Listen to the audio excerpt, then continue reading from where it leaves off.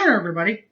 My name's Harry James. This is the OU preview for week 2 for OU football. And for this one, we'll go all the way out to Vermillion, South Dakota, where the Sooners' next opponent on the list for week 2 will be the South Dakota Coyotes. We'll preview the Coyotes of South Dakota next. Boomer Sooner 1982, don't go away.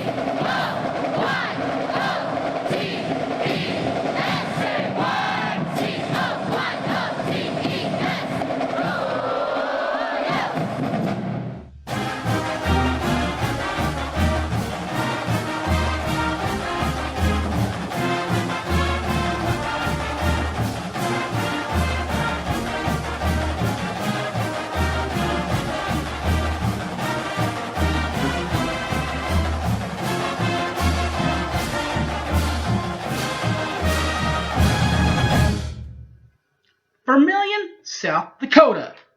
That's where we're headed to preview for week 2 for the Sooners, as they will play the South Dakota Coyotes that make their home in the Dakota Dome. Pretty cool name there, right? The Dakota Dome. Well, that's cool, but that one thing that wasn't cool last year was the season for the Coyotes of South Dakota. Just a 4-7 record overall, 3-5 in the Missouri Valley Conference, the MVC, 8th place in the MVC.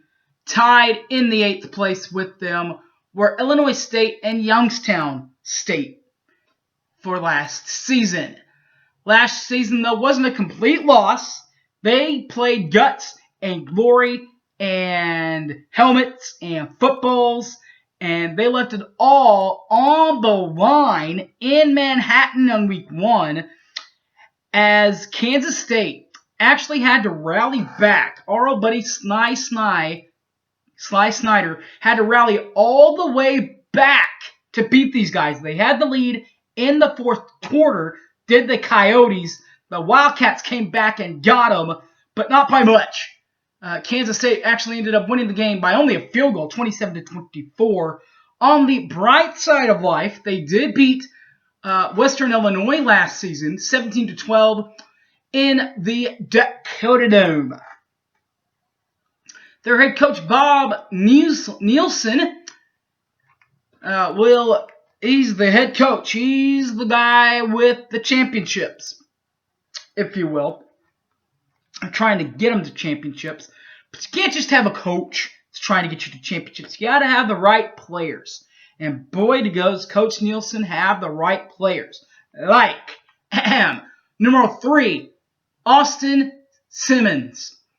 3,124 yards in the air last year to go with 18 touchdowns and just 8 interceptions. His longest completion last year, 89 yards. And collectively, overall, per game averaged about 284.0 yards in the air last season for the Coyotes. Rushing the ball, a lot of it was done by the aforementioned Austin Simmons. In fact, he led the team in rushing. He did not lead them in rush attempts, however, with just 117. Did lead them on the ground, however, with 590 yards on the ground to go with 5 touches in the end zone. His longest run, 62 yards last year in the season, and his averaged about 30.2 yards rushing per game last year as the quarterback. But out of the backfield, the natural running position belongs to the running back, and they do have one. And it's number 2, keep an eye on Kai Henry, K-A-I Henry. averaged 131 rushing attempts last year to go with 540 yards on the ground, 7 touchdowns. His longest run, 37 yards, and averaged about 50.9 yards on the ground per game last year. That's passing and running. But if you're going to pass for almost 300 yards in a game per game last year, you got to have some good receivers. And they've got some good receivers coming back. And it includes number 82, Alan Dakota, 48 yards in the air last year receiving, to go with 703 yards in the air, 5 touchdowns. His longest catch last season was the 89-yard bomb. Last year, he averaged about 70.3 yards per game average in the air. They also have number 88, Levi Falk, returning, 45 receptions to go with 492 yards in the air, 2 touchdowns. His longest reception, 40 yards long, and per game average last year for receptions was, in the end, about 40.7 yards per ball game. 44.7 yards. Defensively, Jack Cochran and Eli Reed lead the teams defensively. We'll start with 39, Jack Cochran. 79 yards tackled, 79 tackles last year, and 1 forced fumble, 1 fumble recovered. It was the same fumble that he forced and recovered, by the way. But he did not have any interceptions last year from the linebacker slot.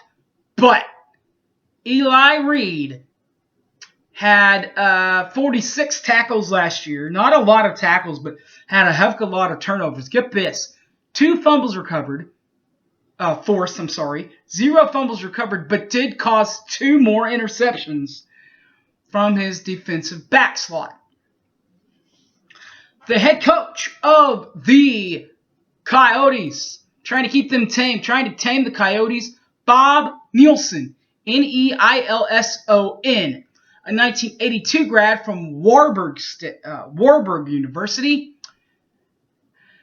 And unlike Coach Riley, who has just Oklahoma, and that's about it, or even up the road in Oklahoma State, where it's just Mike Gundy and Oklahoma State, and that's about it as far as coaching history, this guy has a ton of experience in the coaching carousels.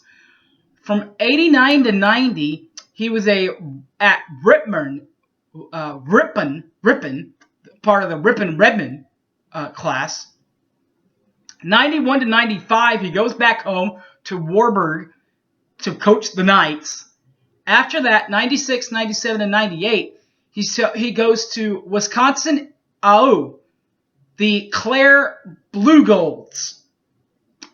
After that, goes to play, goes from 2002 to 2013 with the Minnesota Duluth Bulldogs. 2013 to 2015, 13, 14, and 15. This is pretty cool, guys. Are you ready? The Leatherheads. The Western Illinois Leatherheads. How about that? It's a pretty cool nickname. Before heading down to another cool nickname in the Coyotes, where to 2016 to present, he's been the head coach of South Dakota State. With all that being said, he's been a head coach for 26 seasons. This is entering his 27th season, I guess it would be. In the 26 years prior, he's got a 202, 99, and 1 record. That's about a 67% winning clip. It does include 6 playoff appearances in Division III, 15 playoff appearances in Division II, and 4 playoff appearances in the football sub-divisional playoff level. We'll start with Division III, where he had an even 3-3 record. That's 500. But when he got to Division II, that's when he really made a name for himself, at least in the playoffs and in the bowl era. 11-4 and 15 attempts. That's about a 73% winning clip. Back to 50% in the FBS, that's the football subdivision, where 2-2 in 4 attempts for 50%. Division titles and conference titles, none. Not a lot of them. Absolutely nothing going on here. It's because a lot of that belongs to their rival. Just like we have a rival in Texas and Oklahoma State that want our glory, that want our pride. Well, their glory and their pride belong, of course, to the Bison of NDSU, which are in the same Mountain Valley Conference. Alright, guys. Thanks for watching. My name's Harry James. You guys know all the rest. I got blogs that come out occasionally. You can go out and read them. If I come out with a blog, they're on Boomer Sooner 1982 on my Facebook page, or on my Twitter account. They're also on my Facebook page, Harry James Taylor. You can catch this in all my videos on the YouTube channel, Boomer Sooner 1982. Also on my Facebook account, Harry James Taylor, or at Hype Man Harry on the Twitter bar. Alright, guys, coming up next week, we will preview UCLA as our Sooners are going to try to get a little bit of revenge over what happened on the softball field. And they'll do it on the football field in Southern Cal. We'll preview UCLA. We'll do that next weekend. But for this weekend, my name's Harry James. Thanks for watching, and Boomer Sooner, everybody. I'm out of here. Peace.